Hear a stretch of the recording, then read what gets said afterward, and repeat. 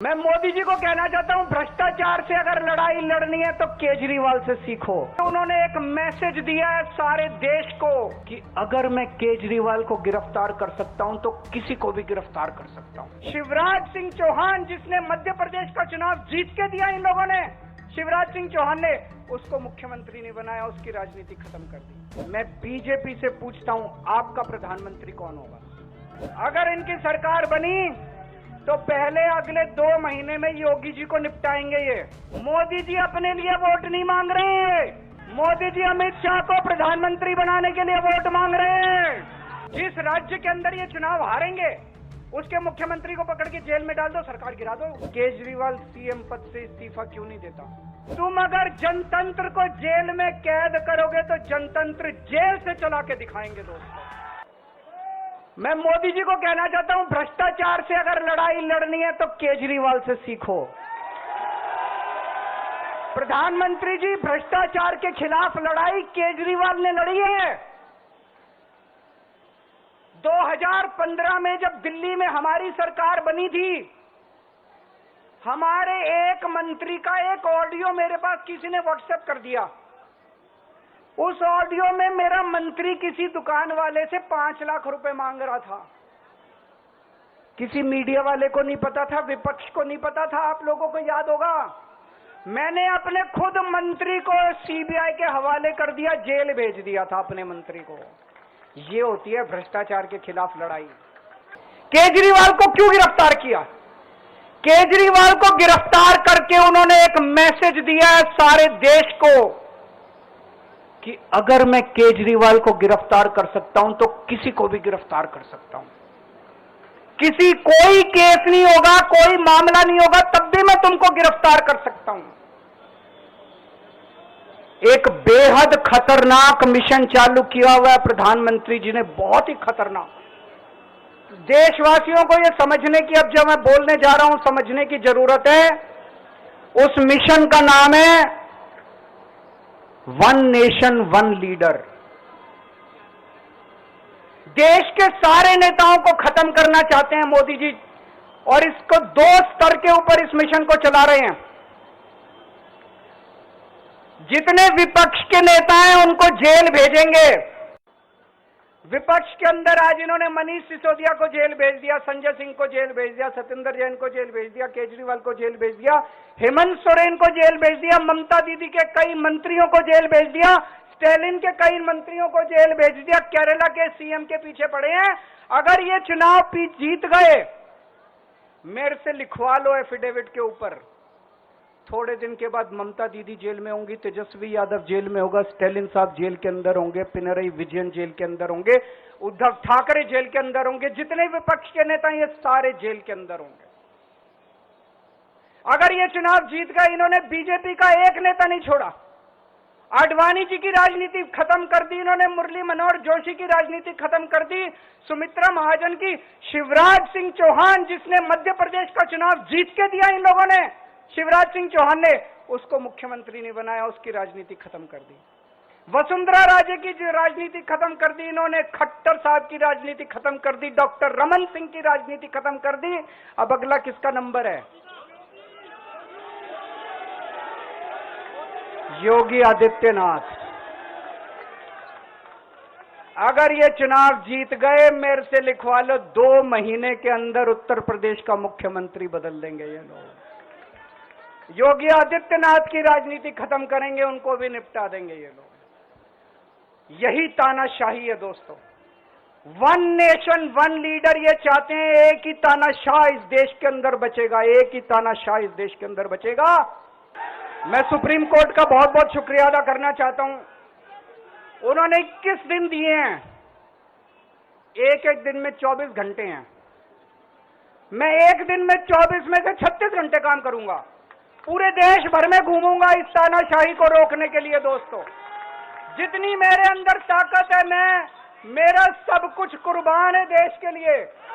मेरा तन मन धन सब कुछ कुर्बान है मेरे देश के लिए। मेरे खून का एक एक कतरा मेरे देश के लिए, मेरे शरीर का एक एक कतरा, मेरी जिंदगी का एक एक पल मेरे देश के लिए। मेरे देश को बचाने के लिए मैं पूरे देश में जाऊंगा दोस्तों। अब एक बहुत महत्वपूर्ण बात करने जा रहा हूं, उसको ध्यान से सुनना। ये लोग इंडिया गठबंधन से पूछते हैं आपका प्रधानमंत्री कौन होगा। मैं बीजेपी से पूछता हूं आपका प्रधानमंत्री कौन होगा। आप लोग सोच रहे होंगे केजरीवाल क्या बात कर रहा है, मोदी जी होंगे। नहीं, मोदी जी अगले साल 17 सितंबर को 75 साल के हो रहे हैं। बीजेपी के अंदर मोदी जी ने 2014 में मोदी जी ने खुद ने रूल बनाया था कि बीजेपी के अंदर जो भी 75 साल का होगा उसको रिटायर कर दिया जाएगा।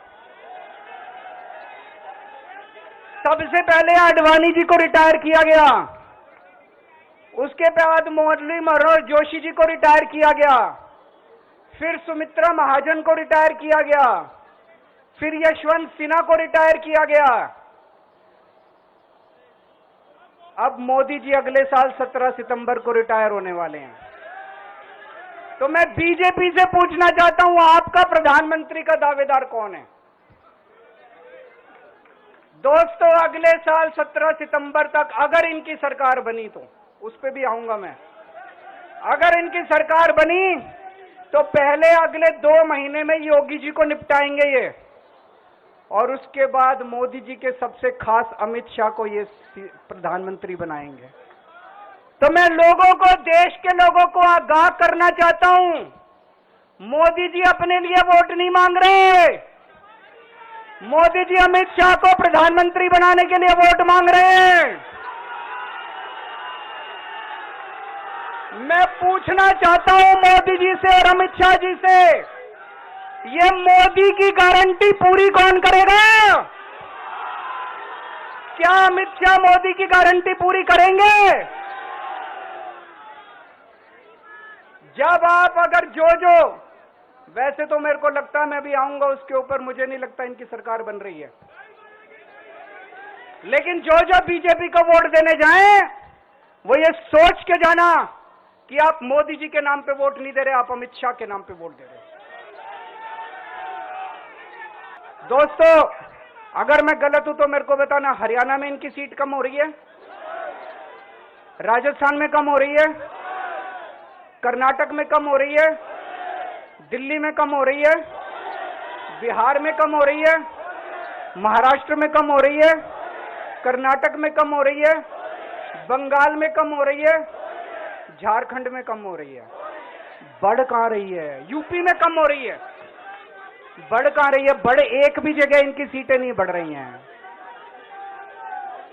मेरा अपना मानना है, और सट्टा बाजार में भी वो जो चल रहा है, इनकी 220 से 230 के बीच में सीट आ रही है, उससे ज्यादा सीट नहीं आ रही है। जब मैं जेल के अंदर था तो कुछ लोगों ने यह मुद्दा उठाया, केजरीवाल सीएम पद से इस्तीफा क्यों नहीं देता। दोस्तों, केजरीवाल को कभी किसी पद का लालच नहीं हुआ। मैं यहां मंत्री, मुख्यमंत्री, प्रधानमंत्री ये सब बनने नहीं आया। इनकम टैक्स में कमिश्नर की नौकरी करता था, कमिश्नर की नौकरी छोड़ के दिल्ली की झुग्गियों के अंदर 1 नहीं, 2 नहीं, 3 नहीं, 10 साल तक मैंने दिल्ली की झुग्गियों के अंदर काम किया है, सुंदर नगरी और नंद नगरी की झुग्गियों के अंदर, इनकम टैक्स कमिश्नर की नौकरी छोड़ के।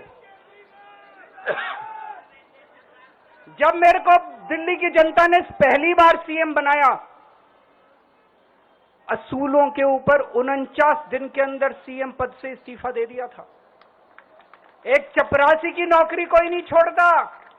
सीएम बनने के लिए लोग अपना दायां हाथ कटाने के लिए तैयार होते हैं।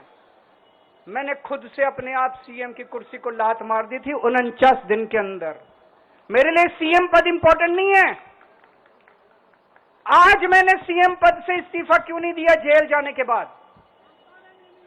दोस्तों, पिछले 75 साल में भारतवर्ष में इतने राज्यों के चुनाव हुए, इतने राज्यों के चुनाव हुए, दिल्ली के अंदर सबसे ऐतिहासिक बहुमत से आम आदमी पार्टी जीती, 55-56% वोट। एक बार 67 सीट, एक बार 62 सीट, इतने भारी बहुमत से आज तक कोई राज्य की सरकार 75 साल में नहीं जीती। इतने भारी बहुमत से जीतने के बावजूद झूठा केस, अब उनको पता है वो हमें हरा नहीं सकते दिल्ली के अंदर। उन्हें पता है अगले 20 साल तक दिल्ली में आम आदमी पार्टी को कोई नहीं हरा सकता। तो उन्होंने एक षड्यंत्र रचा, राजनीतिक षड्यंत्र रचा। केजरीवाल को झूठे केस में जेल भेज दो, केजरीवाल को इस्तीफा देना पड़ेगा, केजरीवाल की सरकार गिर जाएगी। उन्होंने यह षड्यंत्र रचा। मैंने कहा मैं भी इस्तीफा नहीं दूंगा। तुम अगर जनतंत्र को जेल में कैद करोगे तो जनतंत्र जेल से चला के दिखाएंगे दोस्तों, सरकार भी जेल से चला के दिखाएंगे। कतई इस्तीफा, तुम्हारे ट्रैप में फंसने वाले नहीं हम। ये अगर हेमंत सोरेन साहब को भी इस्तीफा नहीं देना चाहिए था, जेल से सरकार चलानी चाहिए थी। अगर हमने इस्तीफा दे दिया, ये तो बड़ा अच्छा है इनके लिए। जिस राज्य के अंदर ये चुनाव हारेंगे उसके मुख्यमंत्री को पकड़ के जेल में डाल दो, सरकार गिरा दो। उसके मुख्यमंत्री को पकड़ के जेल में डाल दो, सरकार। आज मैं अगर दिल्ली की जेल के अंदर रह के दिल्ली की जेल से इस्तीफा नहीं दे रहा, वो इस तानाशाही के खिलाफ संघर्ष कर रहा हूं, इसको समझ लेना आप लोग। केजरीवाल को किसी पद का लालच नहीं है। सीएम तो 100 सीएम की कुर्सी देश के नाम कुर्बान है दोस्तों।